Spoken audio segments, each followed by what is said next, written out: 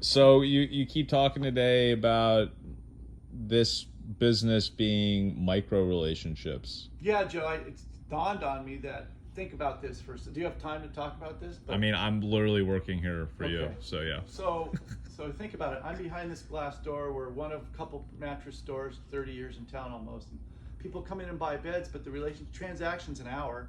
We have wonderful conversations. Sometimes it's like 8 hours, but yeah. But for the most part. Yeah. But I mean, so we have great conversation about every topic. You know, it's quite, this could be, it's a product. Sometimes I'll come in here and like people have been here for 2-3 hours. They're literally getting like, they're loving it. Yeah.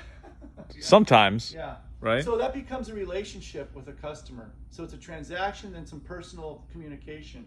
But then I never get to see him again. You know, another 10, 15 Micro years. relationship. Yeah, it's a micro. So what do you get out of I that? call that a micro relationship. I don't think I get money. Chang. I mean, but that doesn't do it for me, Joe. So the money doesn't do it for you in this business. The minutia, which you deal with daily, Which is like the servicing. People that maybe think the bed in the showroom isn't the same as the bed that they got. Or they've been sleeping on the bed for a couple weeks and they're not as comfortable as their old bed because their body's getting adjusted. Or whatever it might be, like they feel like, you know, there's a hole in their bed after 3 years of sleeping in it. Or the delivery wasn't during the time frame that they thought it should be or that it was supposed to be. Too high, too so low. like what are you like why are you doing I'm this? getting a little philosophical, but think about it from their point of view walking in. They're probably looking at it as more of a relationship than I am, I'm thinking, and that's not fair to them. Do you think so? am I I think wrong? they're coming in to get a bed.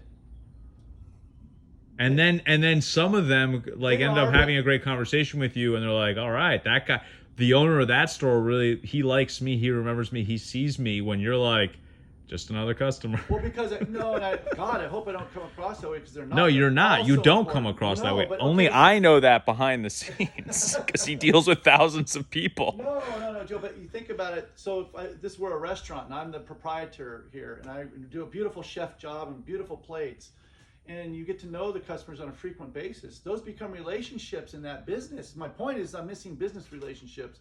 I love people, but I'm missing that long-term relationship. So So why are you doing this? It's the only thing I know. I've done this since 20 years old, and I'm 58. So I'm doing this, and it's brought in a good income, and I'm good at what I do. I don't mean to say. so is that not good enough? A So I good don't wanna be income? arrogant about that. So because- so the good income's not enough? no, I want relationship So where do you get relationship? in this context. Yeah. This context.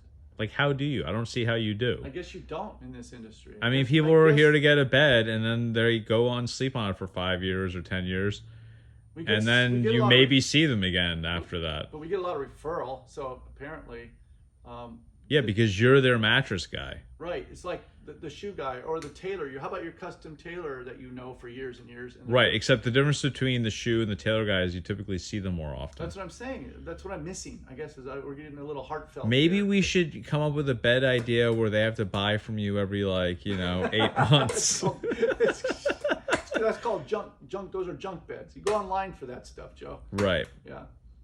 So is there a solution here, or is this just kind of like No, it's just done. Desperado? I thought you would have the answer. The great mystical. Well, I think Spencer has a lot of integrity, and I think some people come in here and they end up chilling for like 2-3 hours. They don't realize that we're actually trying to get like other work done. They think like our only work is to service them. Yeah. But But also realize. I don't know. I mean, I think when you sell somebody a bed and it improves their life and then they thank you for it, I think it's more than a micro relationship. I think in a micro relationship, you don't get the type of gratitude you sometimes get from your customers. You don't even. But the thing is you don't get that gratitude because they're often. The other day, this you couple. you do by referrals. They say The other day, this What? couple came in and you did that special. Some special Material. They're super sensitive people. Oh, yeah, They're really yeah. sensitive with the EMF. It's kind of like the guy from Better Call Saul, the brother, who's like highly sensitive to like electromagnetic fields. These people, real life people.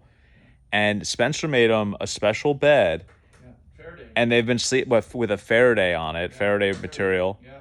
and they came in to thank him. They came in with their masks and everything, and they're really nice people, and they're really sensitive to environmental exposure of a bunch of different stuff. And they came in and they thank you. What about that exchange? Yeah, I got to be grateful that I get that. Yeah, you get that all the time. Huh? You get that all the time, stuff like that. Yeah, I got to be grateful. I think he doesn't realize he gets it all the time because he gets so many phone calls being like, "Hey, is the delivery coming right now? I need to get my tea time." Yeah. Which happened today. Yes.